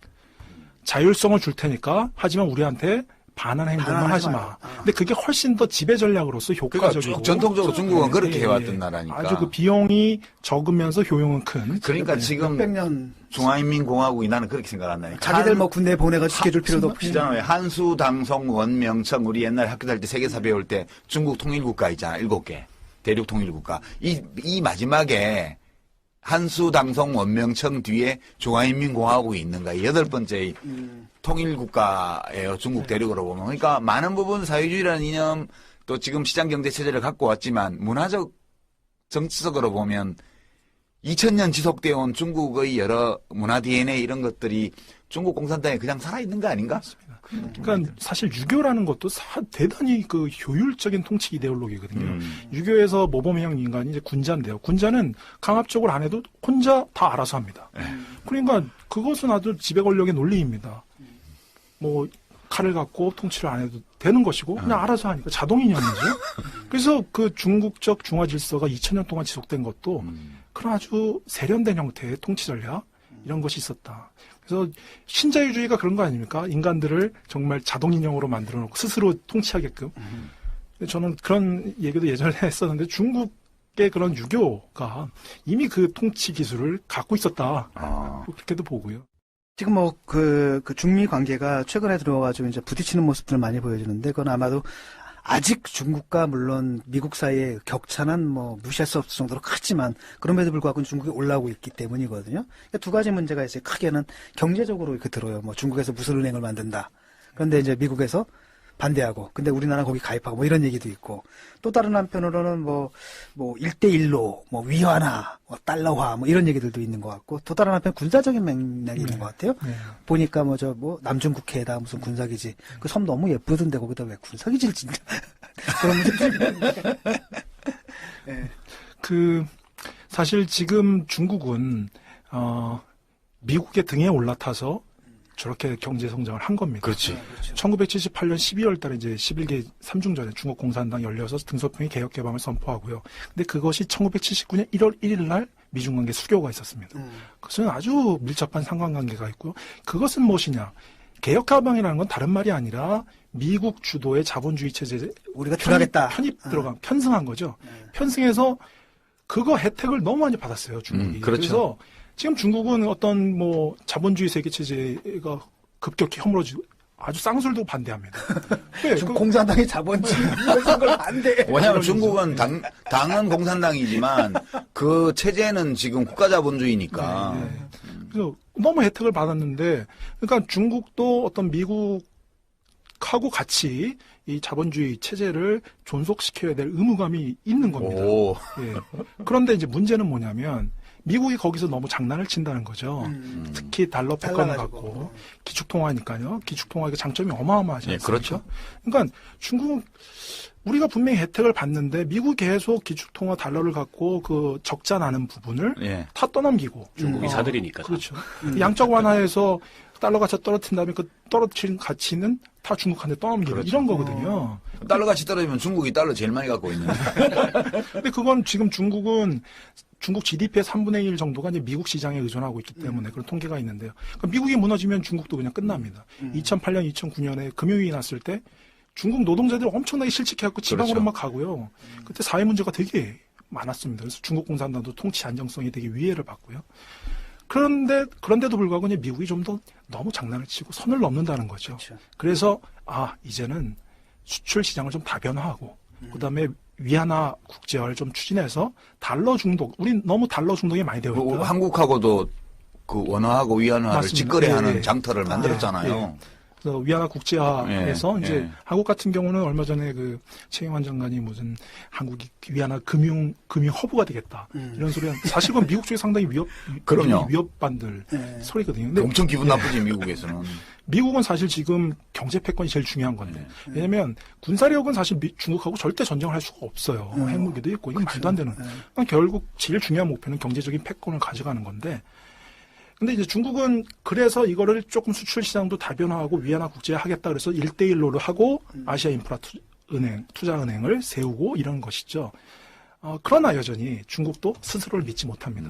그렇기 때문에 미국 국채에 투자를 하고 달러를 이렇게 쌓아놓고 있는 것이죠. 그러니까 중국도 참 재밌습니다. 스스로를 믿지 못하는. 예, 그러니까 한편으로는 사실 중국도 미국하고 사실 공생관계에 있고, 그렇습니다. 하지만 그 공생관계가 조금 좀 야, 이건 너무하지 않냐? 뭐 이렇게. 너무 많이 등쳐먹는다라 이런 불만감들이 있고, 거기에 좀 대응하기 위해서 뭐 아시아 투자은행이라든지 이런 네, 것도 만들고, 뭐 그다음에 통화 정책도 원하죠. 위안화. 위안화. 예. 위안화 정책 좀 하는 것 같고, 또 군사적인 문제가 있거든요. 남중국해 문제는 예. 뭡니까 이게? 그거 뭐 섬 아무것도 예. 없잖아요. 거기 가면 섬만 있는데. 산호초죠, 산호초. 섬이 아니고. 그게 산호초죠. 암초지. 아 원래 그게 섬이 돼요. 필리핀은 그래서 만든 섬, 그 나라 전체가 그렇거든요. 그러니까 그 남중국해 문제도 그렇고 북한 문제도 그런데 직접적인 뭐 위협이 되니까 미국이 저럴 수도 있고요. 뭐 그 표면적인 이유고요. 저는 조금 더 수면 밑에 이런 거를 조금 다른 경제적인 측면에서도 충분히 해석이 가능하다. 그게 뭐냐면 미국한테 가장 중요한 것은 달러 패권의 유지라는 거죠. 그럼 다른 국가들이 미국을 믿고 달러에 투자를 해라. 이런 것을 신뢰를 계속 보여주기 위해서는 결국 달러 패권의 그 양파 껍질을 까고 가면 그 그러니까 다른 나라들이 왜 달러를 믿느냐? 군사력이다. 군사력입니다. 그러니까 뭐 외계인이 침공해도 미군이 지켜줄 것 같거든요. 맞아요. 영화 보니까 그러던데 다 미국이 원래 위기 시에는 가장 힘센. 미국 대통령이 비행기 대통령 몰고 비행기 몰고 던지려가지고 핵폭탄 쏘고 저 막. 물리치잖아. 그러니까 미국은 반복적으로 자신의 힘을 과시해줘야 될 필요성이 있는 것이죠. 끊임없이 군사적으로 나 힘이 이렇게 세. 이런 것. 동물 행동학의 견지에서 보면 참 흥미로운 현상이에요. 그러니까 똑같이 이성으로 치장만 했을 뿐이지 뭐죠. 그 동물의 왕국이죠 뭐. 그 외에 이제 뭐 이렇게 그 짝짓기 할 때 어떤 새는 암컷을 유혹하려고 집을 크게 짓는 새도 있고 막 그러잖아. 그거랑 진짜 똑같은 것 같아. 근데 중국 쪽에서는 이걸 또 알고 있고요. 그런 또 시각도 있는데요. 미국이 또 지정학적 리스크를 의도적으로 이렇게 창출을 해서 조장을 해서 그런 지정학적 리스크가 생기면 달러가 다시 미국 쪽으로 환류가 됩니다. 그럼 중국 쪽에 있는 또 달러가 다 들어가거든요. 그럼 또 중국이 되게 취약해지고 미국이 이걸 금융을 무기 삼아서 아주 군사력하고 연동이 돼서 지금 조금 이게 장난치는 거 아니냐 이런 시각이 또 중국 쪽에서 있습니다. 경제적인 면에서. 근데 강대국들은 게임을 해도 참 스케일이 다르지. 스케일이 다르네. 그러니까 이게 모든 면에서 다 그런데 사실 한국은 여러 면에서 미국의 식민지와 비슷한 성격을 갖고 있는데 우선 뭐 군사적으로는 전시작전 통제권을 미군이 가지고 있죠. 지금 무슨 뭐 명백하고요. 경제적으로도 미국에 많이 과거에는 절대적으로 의존했다가 최근 와서는 이제 중국에 더 많이 의존하는 식으로 오긴 했지만 학문적으로도 보면 되게 미국 대학에서 유학하고 온 사람들이 학위받아서 세계를 다 장악하고 있잖아요. 근데 우리가 공부할 때 그 워킹 페이퍼 같은 거 연구소에서 나오는 거 이렇게 받아보면 미국의 그 NBER 워킹 페이퍼라고 해서 유명한 거 있습니다. National Bureau of Economic Research라고. 근데 거기에 워킹 페이퍼를 만드는 교수와 대학원생들이 그 전개하는 논의 수준, 다루는 데이터의 수준하고 제가 독일 대학에서 다뤘던 거하고 한국에서 다루는 걸 비교를 해보면 너무 큰 차이가 나서요. 야, 정말 이게 그냥 대학원생 때부터 이 친구들은 예일, 프린스턴, MIT 이런 데서 이런 데이터를 다루고 지금 우리 박 박사님 말씀하신 경제만 그러겠어요? 모든 연구 분야에서 얘들은 무슨 게임을 해도 다 세계를 놓고 하는 게임을 하는데 우리는 맨날 북쪽으로 잘라진 섬나라 비슷한데 앉아 요것만 하고 있으니까 이런 얘기 들으면 참 가슴 아파 나는 우리 너무 잘하는 것 같아서. 차라리 나라가 작으려면 저 핀란드처럼 저쪽 구석바 가가지고 그래 니들 그렇게 살고 우리끼리 오밀조밀하게 잘 살래 이러면 되는데 이게 뭐냐면 러시아 있지 저 중국 있지 일본 있지 미국 있지 이거 둘러싸여가지고 제가 평소에 궁금했던 건데 우리 미국 가서 박사학위 하신 분들 또 외국 가서 박사하신 분들 외국 가가지고 왜 꼭 한국 정치, 한국 경제를 가지고 논문을 그러면 좋거든. 그게 쉬워서요? 교수가 시켜요. 교수는 전 세계를 해야 되기 때문에 한국에는 자기가 가지고 있는 기계 장치의 한 부품으로서 그 사우스 코리아를 하는 학생이 있어야 되고 그 논문 그 연구 결과를 자기께 포섭을 해야 되고 그다음에 또 그런 것들 중에 중요한 것들은 FBI나 CIA로 다 들어가요. 우리 입장에서 얻는 게 없잖아요. 우리 입장에서. 우리 입장에서 학위를 우리 박 교수님, 미국 박 박사님처럼 중국 정치를 공부한다. 아니 미국 학위를 받아오는 데다가 또 다른 한편으로는 뭐 방법론 가서 배울 수는 있는데 그 참 불행한 일이죠. 기지촌이야 기지촌 우리. 왜냐면 가면은 사실은 할 수 있는 게 없어요. 학문 사실. 기지촌이야 여기. 독일에서 공부할 때 우리 지도 교수는 내가 박사 논문 그 엑스포제라고 해서 이렇게 준비한 거 가져갔더니 딱 첫 마디가 한국 주제는 안 된다고 나한테 얘기를 하더라고. 너 한국인이니까 한국 주제는 안 돼. 그렇게 시작을 해요. 진짜 다르지. 유럽하고는 미국하고. 미국은 한국 가면 잘 져요. 영국도 그렇고. 근데 사람마다 달라, 그것도. 왜냐, 그래요? 어떤 사람은 한국에서 썼으니까 너 한국 문제 써. 이렇게 얘기를 하는 경우도 많고. 그래요? 대부분이 그래요. 그런 걸로 알고 있어요. 자, 그리고 그 TPP 문제 있지 않습니까? 환태평양 경제동반자 협정? 이런 것들도 보면 어떻게 보면 경제적으로 이렇게 중국을 이렇게 봉쇄하겠다 이런 느낌도 좀 들고요. 어떻습니까? 결국 1대1로 하고 TPP가 이제 경쟁 구도로 가는 것이고, 근데 물론 미국이 주도권은 장악하고 있는 것이고요. 그래서 제가 말씀드릴 수 있는 것은 그러면 뭐가 성공하겠는가? 뭐 아시아 AIIB가 성공하겠느냐? 아시아 아니면, 인프라 투자은행. TPP가 성공하겠느냐? 그것은 결국 누가 중국을 믿을 수 있을까? 아니면 미국을 믿을 수 있을까? 누구의 신뢰성이 더 큰가? 그것을 이제 미국도 보여줘야 되는 것이고 중국도 보여줘야 되는데 사실 뭐 미국이 국력이 더 세니까 세죠. 지금은 지금 유리한 압도적으로 입장이죠. 그렇구나. 참, 그 중국에서는 또 다른 문제가 있지 않습니까? 저 타이완 문제가 있잖아요. 예. 타이완에서 이제 민진당이 압승을 했는데 이건 어떻게 봐야 되나요? 저는 타이완 문제하고 남중국해 문제는 좀 다르게 봐야 된다고 생각합니다. 남중국해 문제는 그냥 뭐 힘겨루기, 으르렁 되는데 타이완 문제는 전혀 미국하고 중국이 타협점이 없어요. 중국은 이것은 내정 문제고 주권 문제고 그래서 2005년에 중국은 법까지 국내 법까지 만들었습니다. 반분열 국가법이라 해서 만약에 타이완 문제가 타이완이 독립을 선언한다거나 다른 제3국가가 타이완 문제에 개입하면 이건 무력으로 그러니까 비평화적 방식에 의해서 해결하겠다. 그건 무력 침공하겠다는 소리거든요. 그냥 걸어놨어요. 그래서 만약에 그런데 중국이 그렇게 뭐 군사 개입 안 한다? 그러면 또 중국 공산당의 국내 정치적 정당성이 완전히 이제 붕괴가 되는 것이죠. 어쩔 수가 없는 카드를 다 내놨습니다. 미국도 마찬가지로 미국은 분명히 타이완은 중국의 내정이다라는 걸 인정하지만 하나의 중국 79년에 대만하고 단교를 하면서 대만 관계법을 만들었죠. 대만 관계법에도 그런 구절이 나옵니다. 타이완 해협 문제가 평화적 방식으로 해결되지 않는 거에 대해서는 우리가 유의한다. consider. 그게 무서운 말이잖아요. 그래서 타협점이 없기 때문에 미국도 그렇고 좀 역설적인 상황인데요. 중국도 그렇고 가장 난처한 상황은 대만의 어떤 정치 세력이 집권해서 대만 독립을 추구하는 이런 상황은 천수이벤이 그랬었죠. 예, 천수이벤이 말로만이었지만 말로만이었지만 그때 사실 미국이 상당히 난처해 있었습니다. 그러니까 현상 유지하는 게 제일 좋은데. 그렇습니다. 예. 그래서 지금 이제 대만 대선이 끝났는데 차이잉원 정권은 그리고 지금 대만 여론도 그래요. 뭐 중국으로 통일 이런 건 뭐 네. 그냥 현상 유지로 가자. 그러니까 미국도 그런 걸 원하는 것이고요. 만약에 정말 차이잉원 정권이 천수이벤 때처럼 그렇게 좀 도발적인 간다 그러면 오히려 저는 미국이 먼저 선제적으로 개입을 해서 자제를 시킬 것 예. 같아요. 그러지 마. 니네 동네 큰형 열받으면 예. 골치 아파. 예. 좀 전에 이제 그 말씀하셨지 않습니까? 뭐 외국 사람들은 뭐 앉아가지고 이런 데이터를 놓고 막 이렇게 스케일 크게 막 얘기하는데. 우리 뭐야 이거 진짜. 우리 문제로 돌아와가지고요. 지금 개성공단 폐쇄하고 좀 사드 배치하기로 했거든요.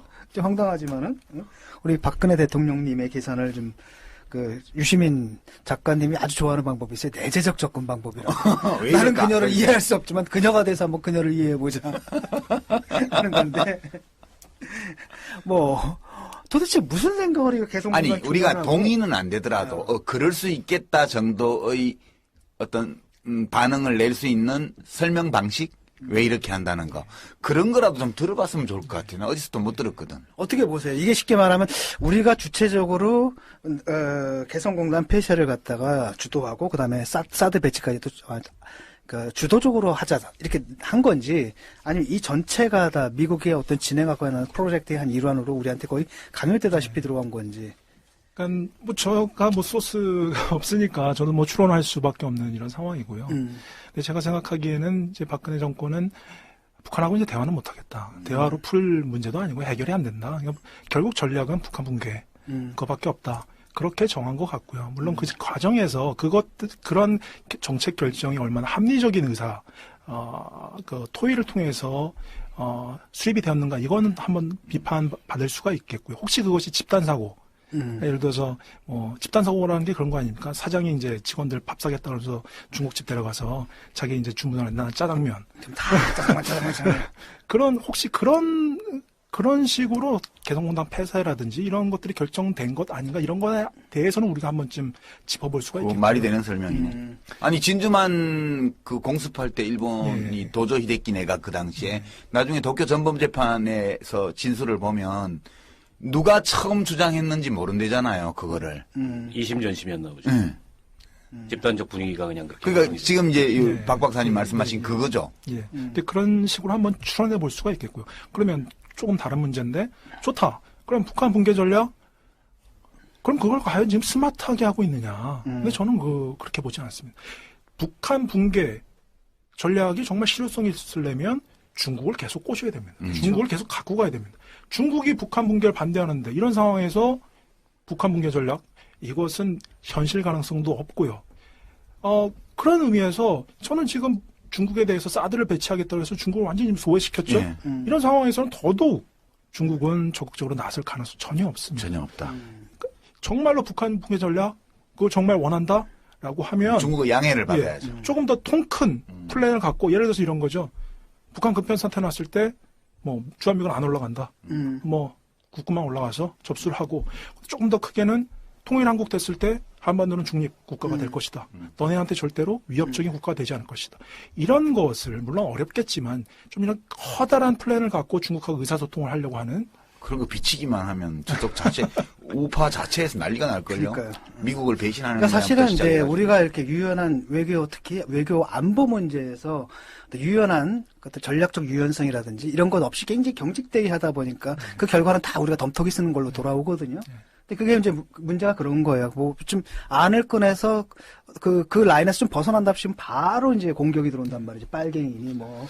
저는 뭐 다분히 총선령일 개연성이 굉장히 높다 이렇게 생각하고 총선 끝나면 대화 재개하는 거예요? 어떤 식으로든지 저는 뭐 노력을 하지 않을까 싶고요. 또 한 가지는 이건 이제 우리 유시민 대표님이 얘기하신 내재적 접근법으로 보면 이 박근혜 대통령의 이 통치를 하는 그 정서적 코드는 배신인 것 같아요. 맞아요. 이 문제는 맞아. 나도 그거 얘기했어. 시진핑이 본인이 배신한 거야? 신뢰 회복 조치도 얘기했고 드레스덴 선언도 했고 통일하자고도 했는데 윤석열에다 나오지. 돌아온 건 핵실험이다.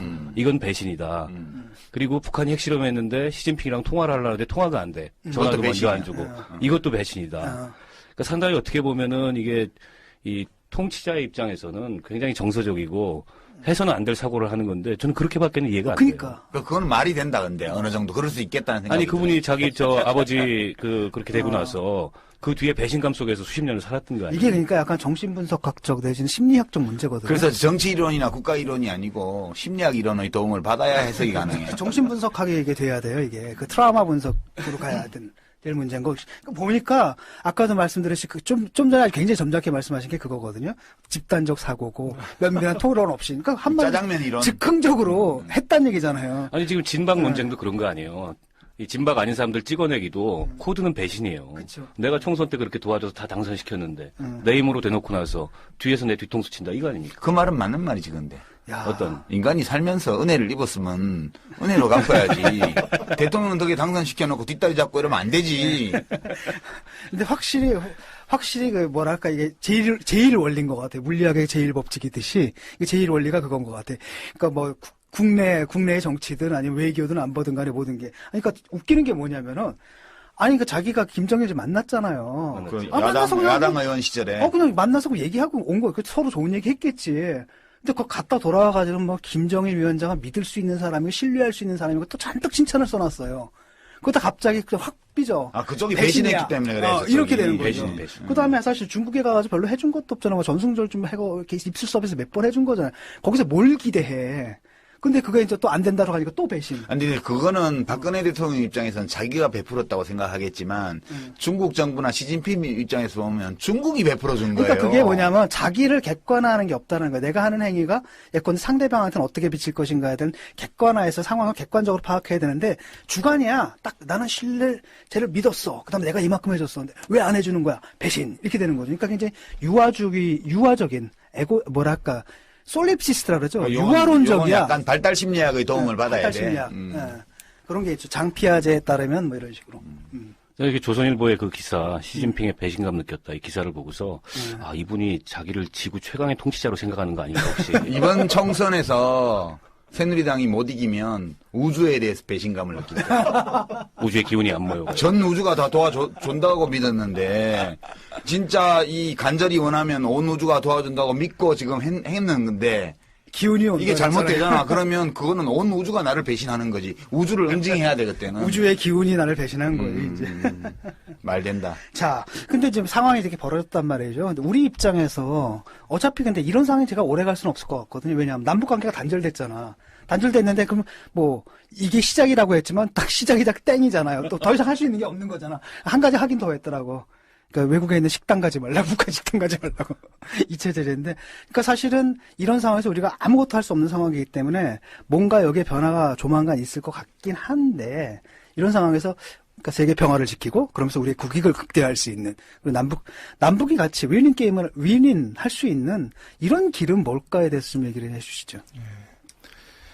현실적으로 뭐 북한 붕괴의 이런 전략은 사실 북한이 지금 뭐 정권이 붕괴된다고 했을 때 나올 수 있는 그런 파생되는 후과들, 또 아무래도 군사적 충돌도 있을 것이고요. 그래서 많은 사람들 다칠 것이고, 이런 것은 그래서 우리 절대 막아야 되는 그런 당위성이 있는 것이고요. 그렇다면 현실적인 대안은 뭘까라고 했을 땐 저는 한반도를 둘러싸고 있는 이 동맹 체제를 조금 더 유연하게 조정하고 변화시키는 데 있어서 한국이 좀 중간자 역할을 좀 해야 된다. 그냥 무턱대고 중국, 무턱대고 미국 이게 아니라 설득을 하는 거죠. 특히 이제 그러니까 중국이 계속해서 북한 문제에 대해서 미온적인 반응을 보이는 것은 바로 그 한미일 동맹 때문에 그러거든요. 그래서 중국은 90년대 중반부터 동북아 공동 안보 체제 이런 것들을 강조하고 있습니다. 더 이상 안보라는 것이 사유자산이 아니라 모든 국가들이 구성원이 참여해서 공동안보로 가자. 이것이 이제 중국의 주장이고요. 그 맹화적인 제도가 이제 육자회담, 그렇게도 볼 수 있는데요. 한국이 이제 그런 측면에서 좀 플랜을 거대하게 세워서 중국도 끌어들이고 또 그런 측면에서 미국도 설득을 하는. 근데 이게 없었던 게 아닙니다. 사실 김대중 노무현 정권 때 그 동북아 공동체론 나왔었고요. 그다음에 일본 민주당의 하토야마 정권도 동북아 공동체 얘기를 했었고요. 그때 이제 한중일 관계 상당히 좋았습니다. 좋았죠. 그때. 예. 근데 이제 지금 이제 미국은 그것을 과연 받을 수 있겠는가? 동맹 체제는 자신의 사유 재산이라고 생각하기 때문에 그래서 결국은 끊임없이 소통을 할 수밖에 없는 미국 보고도 하는 거죠. 계속 이 동맹이 강화되면 중국이 계속 한반도 문제에서 미온적인 태도를 보일 것이고 충분히 설득을 해나가는 그것이 어떤 중국과 미국 사이에 중간자로서 한국이 할 수 있는 어떤 현실적인 대안이지 않을까 이런 생각이 듭니다. 너무 고급한 대안이에요. 지금 대통령과 정부에게는 도저히 기대하기 어려운. 우리 박 박사님 말씀하신 건 구조적인 측면에서 그렇고 총선 이겨야 됩니다. 그래서 의회 결력 교체하고 정권 교체 못하면 저렇게 나갈 수가 없어요. 야, 근데 그 지금 외교 안보 라인들 보면은 우리가 이제 이른바 또라이라고 부를 만한 완전히 이렇게 극단적인 사고방식을 가진 사람들의 그 시리즈들이잖아요. 그리고 어떻게 다른 생각을 그러니까 이번에도 보면은 그 개성공단 폐쇄하는 것도 보면은 그 홍영표 장관 말 바꾸는 거 보세요. 이게 사실은 정책결정이라는 게 통일부에서 올라와서 그게 위로 가가지고 왜냐하면 통일부에서 전문적인 모든 데이터와 모든 전문적인 견해를 갖고 있을 거 아니에요. 그걸 참조해서 결정을 내리는 게 아니라 여기서 다른 의견을 가는데 위에서 내려 꽂아. 이게 지금 무슨 정책이든 다 그런데 소위 십상시 중에 몇 사람이 딱 대면 보고는 필요 없다고 그랬잖아요, 대통령이. 그런 거 꼭 해야 되냐고. 그러니까 서면 보고인데 서면 보고는 대통령한테 다이렉트로 온라인으로 하는 게 아니고 거쳐서. 예, 그 부속실을 거치니까 부속실에서 전부 다 그 채로 걸르는 거예요. 네. 그래서 너무 굵은 거 이런 거는 다 쳐내고 거기 솔솔 빠져나가는 것 중에 야들야들한 것만 골라서 올려보내니까 지금 대통령의 정무 기능 자체가 없잖아요. 지금 정무수석이 하는 일은 대통령 심기 관리하는 것밖에 없어. 뭐 서울시장이 국무회의 석상에서 대통령이 좀 듣기 싫어하는 소리를 하면 나가서 막 욕하고 야단치고 이런 게 정무수석이 하는 일이에요. 그러니까 통일부 장관은 통일정책에 대해서 요만큼의 결정권도 없고요. 외교부 장관은 한일 위안부 합의 있는 거 요만큼의 결정권도 없어요, 지금. 그러니까 국가 경영 전체가 1인화, 사유화 되어가지고 사유화가 나쁘다는 게 아니고 지금 사유화된 권력으로 운영을 하기에는 대한민국은 너무 크고 복잡한 나라가 됐고 국제정세, 우리를 둘러싼 국제정세는 너무나 또 엄중하고 또 혼란스러운 시기예요. 그러니까 사실 철인이 아닌 철인 통치? 얼마나 불행합니까? 철인이 아닌 철인 통치. 철인이 아닌데 철인 통치를 하고 있는 최악의 거야. 정치. 내가 볼 때는. 우인 통치죠. 어리석을 웃자 써가지고. 중국 공산당은 일당 독재지만 그 당 내부의 여러 합리적인 의사결정 구조는 살아있어요, 최소한. 그렇죠.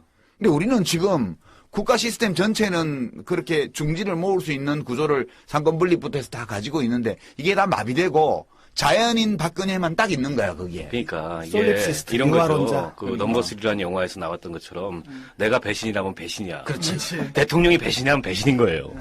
그러니까 확실히 그 홍영표 장관이 처음에 뭐 흘러간 증거 있다. 근데 며칠 후에 증거 없다.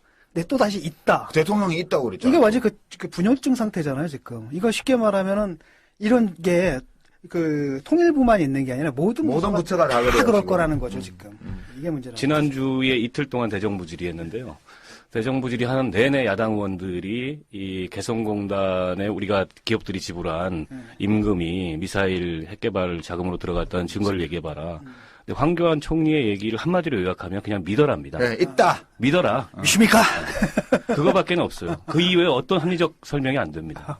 이거 교회 부흥회하는 것도 아니고 말이죠. 우리 박광수 박사님 가시기 전에 제가 궁금해하는 평소에 그런 것 중에 하나인데 우리나라가 보면 이제 유럽에도 이렇게 강대국 사이에 낀 나라들이 종종 있어요. 폴란드 같은 나라 대표적이고 그러는데 우리나라 지난 한 100년 전으로 돌아가 보면 큰 나라들끼리 우리나라 주변에서 전쟁을 많이 쳤어요. 청일 전쟁도 있었고요. 러일 전쟁도 있었고요. 그렇잖아요. 그리고 일본이 그 두 전쟁을 다 이겨가지고 결국은 조선을 식민지로 만들고 그렇게 했는데 지금 우리나라를 둘러싼 정세의 변화나 이런 것들을 보면 여기 지정학적으로 한반도 주변은 열강 사이의 이해관계 충돌이라든가 이런 것이 벌어질 수밖에 없는 지정학적인 조건에 있다는 생각이 계속 들고 이것은 구조적으로 주어진 거기 때문에 정권이 보수든 진보든 간에 이런 구조적인 요인을 인식을 하고 어떤 기준선을 쭉 지켜나가지 않으면 국가적으로 굉장히 어려운 조건에 처할 수도 있겠다. 이런 불길한 예감이 많이 드는데 그래서 어떤 분들은 지금 100년 전하고 비교해서 한반도 주변 정세를 얘기하기도 하는데 실제로 그렇게 비교할 만한 정도의 엄중한 상황? 이런 면이 좀 있어요? 어떠세요, 보시기에? 전쟁 가능성은 저는 강대국 간의 이제 전쟁은 이제 불가능하다 이렇게 보여지고요. 그런데 그런 거는 가능합니다. 그 전쟁 분쟁을 한반도 내부화시키는 그 너네들끼리 싸워라. 어차피 우리는 그 한반도에서 우리 이권만 지키겠다. 뭐 중국은 북쪽, 미국은 남쪽. 그것이 사실 해방정국 때 미소공동위원회가 결렬된 아주 그냥 극적인 이유, 핵심적인 이유 아니겠습니까? 무슨 뭐 회의를 2년 동안 계속했는데 안 된 건 결국 미국하고 소련이 서로 양보 안 하니까 통일한국 되면은 그것이 친소국가 될까 아니면 친미국가 될까 이거 양보를 못 해갖고 그런 거거든요. 사실 비극인 거는 지금 육자회담도 문제를 근본적으로 해결할 수 있겠는가? 강대국들의 특히 지금 미국하고 중국 간의 그런 이해관계가 세력권이 서로 먹겠다고 하는 이런 상황에서 그래서 강대국들은 오히려 그냥 딱 나눠서 디바이드 앤 룰, 분할 지배 이것이 그냥 속편한 것 같고요. 현상 유지. 여기서 한반도 국가가 조금 더 자기 목소리를 내려면 결국 뭐 남북한 관계가 개선돼야 되겠죠. 그렇죠. 그거밖에 없네. 그래서 저는 뭐 이렇게 똘똘 뭉친다 이런 소리, 이제 국가 중심적인 이런 시각은 별로 그것도 좀 반성을 하는 제가 스타일이라서요. 하지만 강대국 관계에 있어서는 한반도 국가, 남북한이겠죠, 지금은.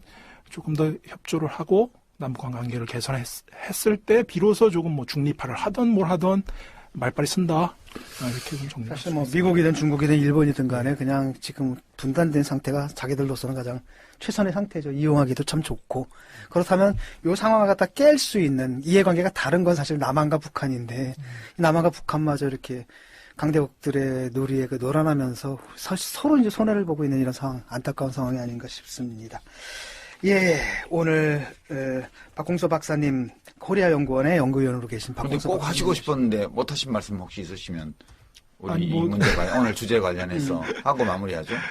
예, 뭐 좀 전에도 좀 말씀드렸는데 이런 북핵 문제나 이런 문제 언론이나 많은 분들이 말씀하실 때 항상 보면 국가 중심적인 시각을 갖고 항상 재단을 하고 그래서 그런데 사실 북한도 마찬가지고 북한 주민도 마찬가지고 남한 주민도 마찬가지고 핵 뭐 사드 이게 과연 생계에 무슨 도움이 되느냐는 거죠. 이건 주민의 생계에는 전혀 보탬이 안 되고 정권의 싸움, 권력의 싸움 이런 건데 이런 문제로 자꾸만 휘둘리고 동원당하고 이런 모습들이 과연 정당한가 이런 반성도 많이 들고요. 그래서 우리가 이런 지점에서도 충분히 비판을 좀 해야 되겠다. 좀 선을 긋고 그런 생각이 좀 듭니다. 네, 국가주의 뭐 내지는 뭐 민족주의 틀을 넘어서 그러니까 민중주의죠 그냥 남북한의 인민들, 남북한의 백성들, 국민들, 국민이니까 벌써 국가주의네. 그렇죠. 남북한 사람들이 이게 중심 모든 사고의 판단의 가치 판단의 기준이 되지 않는가 이런 말씀이셨습니다.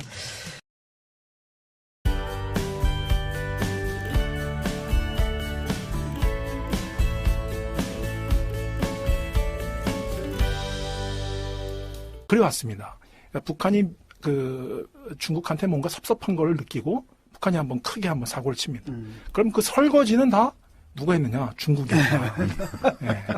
그런데 좀 전에 진 교수가 그 월스트리트저널 인용하면서 질문할 때 뭐 북한하고 미국하고 이렇게 뭐 물밑 대화를 좀 했는데 서로 잘 안 맞아서 깨졌다 이런 얘기를 했는데 그게 우리 남북한 사이에는 지금 뭐 실질적인 대화가 이루어지는지 안 이루어지는지 잘 모르겠지만 지금 봐서는 안 이루어지는 것 같다는 느낌인데. 근데 그 자체가 좀 스캔들이거든요. 왜냐하면 북한하고 미국이 계속 물밑으로 했다는 얘기예요. 우리 모르게 지금 했다는 얘기잖아요. 네. 한 거예요? 그러면?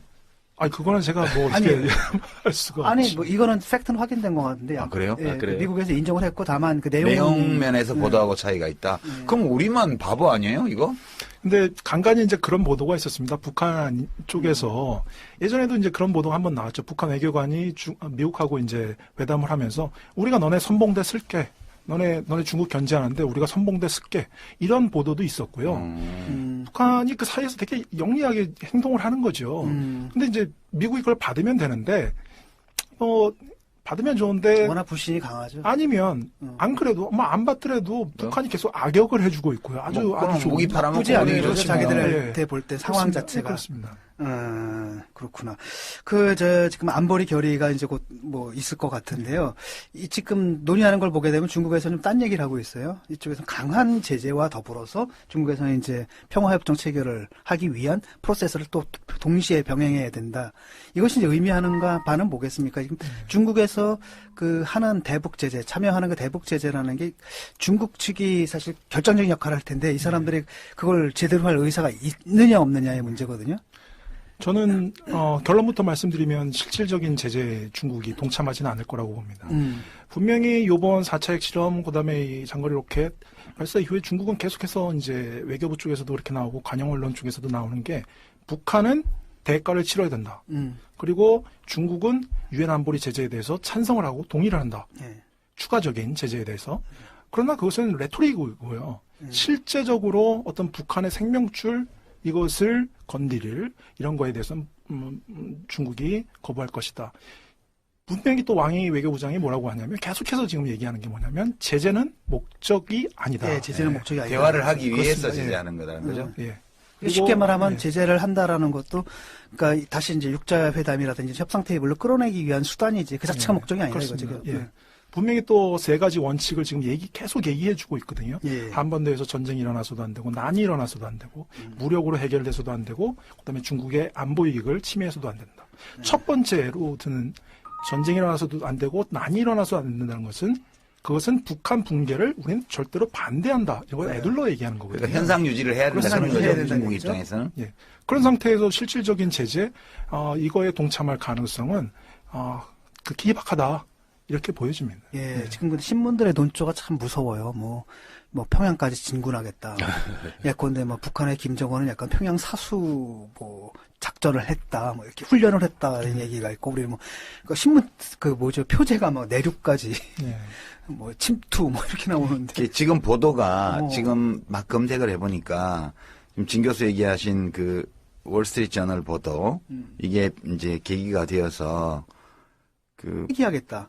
근데 요즘 생각은 아닌 것 같다는 생각도 들어요. 네.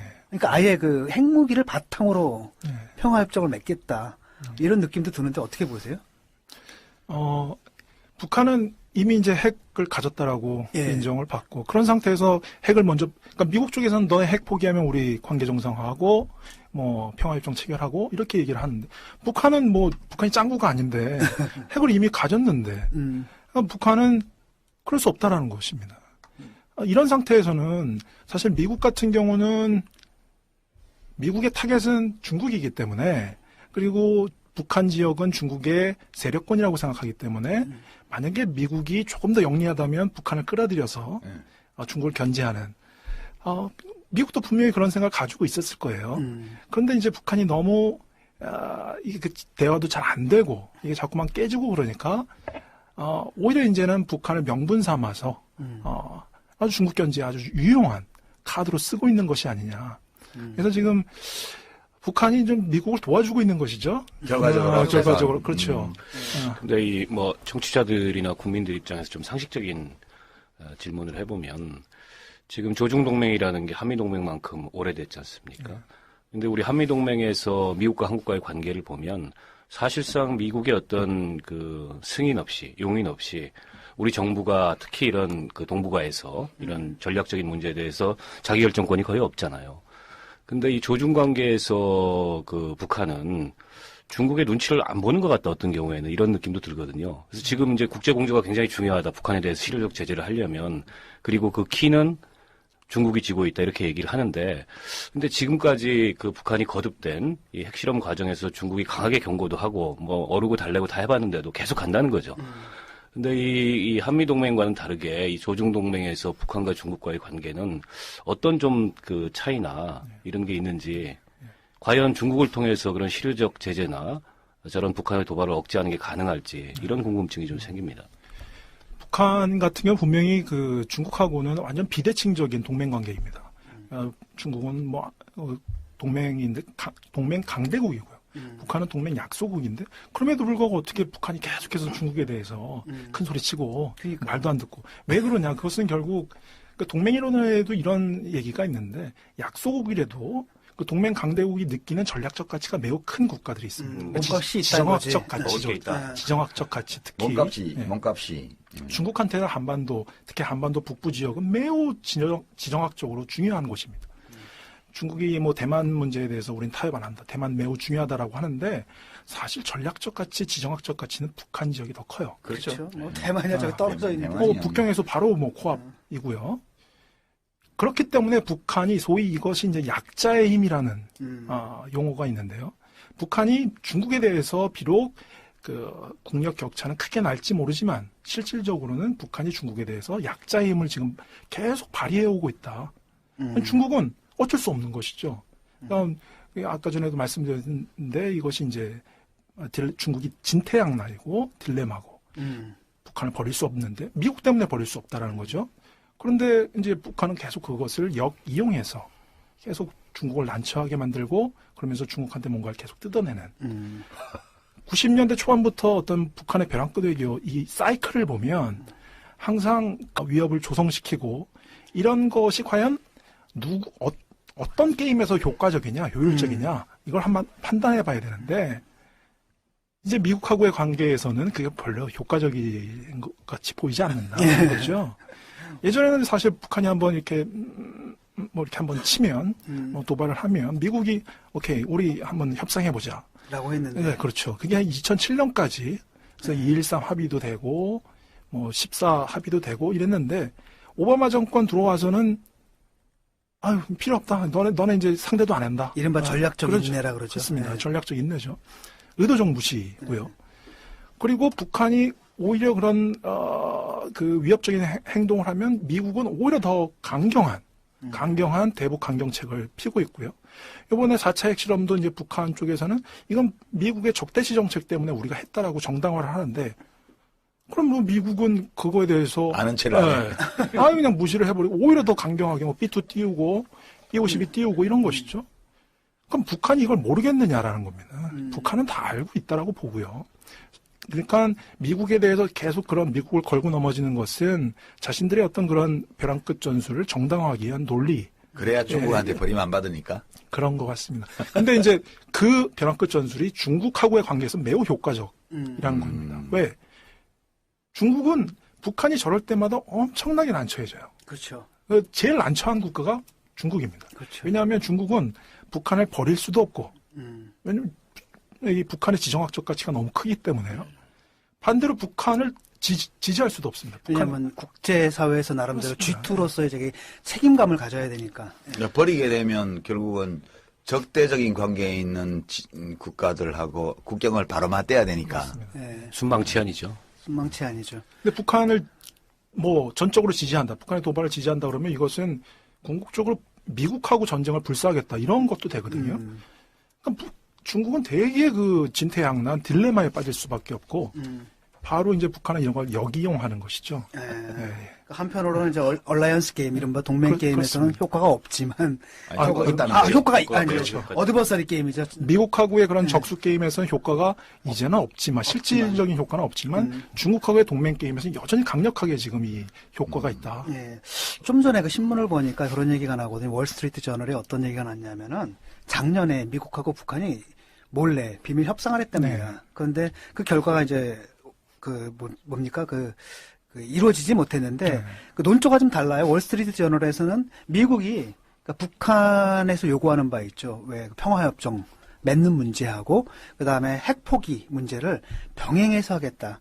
이런 제안까지 내놨다라는 그 보도가 되고 있고. 북한 입장이 예, 아니, 그러니까 북한 입장을 받아들인 것처럼 이렇게 나왔고, 반면에 또 그 후에 나온 보도에 따르면 미국 정부에서는 아니다.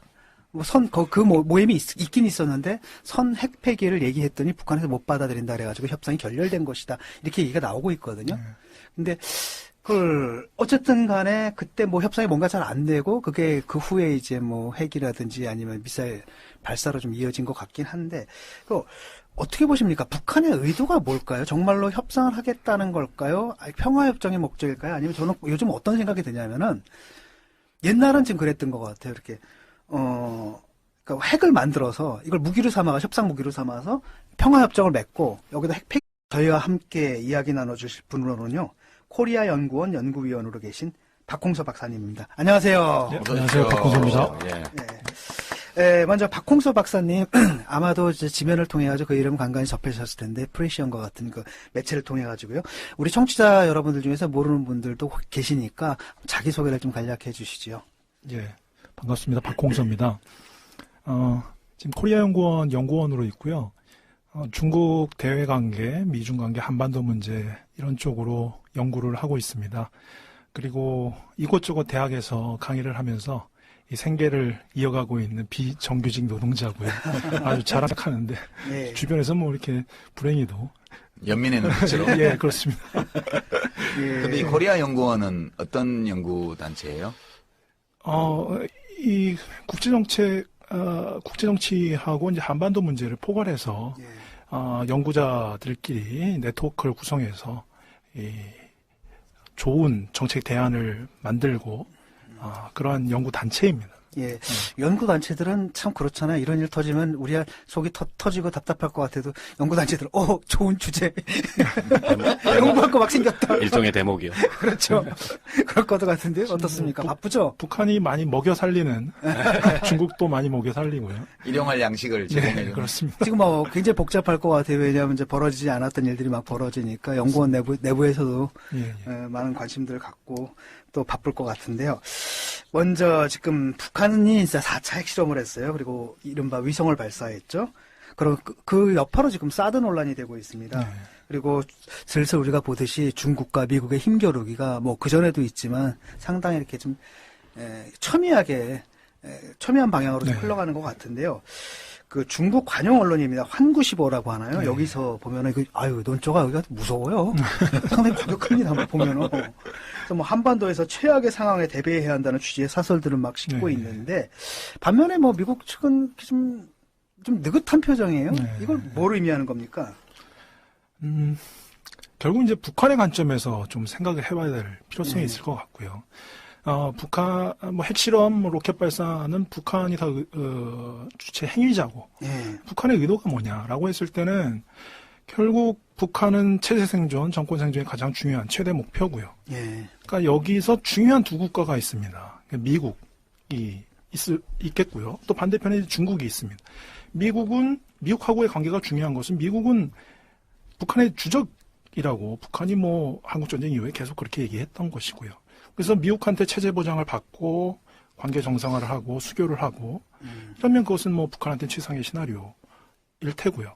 반면 이제 중국하고의 그런 관계에 있어서는 중국은 북한의 혈맹이고요. 지금 중국이 북한을 도와주지 않고 북한을 버린다면 뭐 북한 정권 생존 대단히 위험해질 수밖에 없는 이런 상황이기 때문에 그러면 중국하고의 관계에 있어서 북한의 목적은 뭐냐? 최대 목적은 결국 포기당하지 않는 것, 그러니까 버림받지 않는 것, 그리고 끊임없이 어떤 동맹 국가로서의 지원을 계속 강요를 하는 것. 이것이 이제 중국하고의 관계에 있어서의 북한의 목표일 텐데, 그러니까 지금 북한은 두 가지 게임을 동시에 하고 있는 것입니다. 미국하고는 적수 게임을 하고 있고, 중국하고는 동맹 게임을 하고 있습니다. 그러면 북한이 계속 반복적으로 도발을 하고, 북한과 미국이 평화협정 문제를 논의한 것으로 지금 이제 확인이 되고 있고요. 우리 정부 쪽에서도 지금 확인을 해주고 있는데 소식통이라는 이름으로 북한이 먼저 미국의 평화협정 체결 논의를 하자고 제안을 했고 미국은 북한 핵 문제가 논의에 포함되어야 한다라는 기존 입장을 전달했지만 북한이 이것을 받아들이지 않으면서 의미 있는 논의가 진행되지 않은 것으로 안다. 이게 우리 정부가 파악하고 있는 거예요. 재밌네요, 그죠? 그런데 그건 월스트리트 저널의 내용인데 예, 보도 내용. 그러네. 예.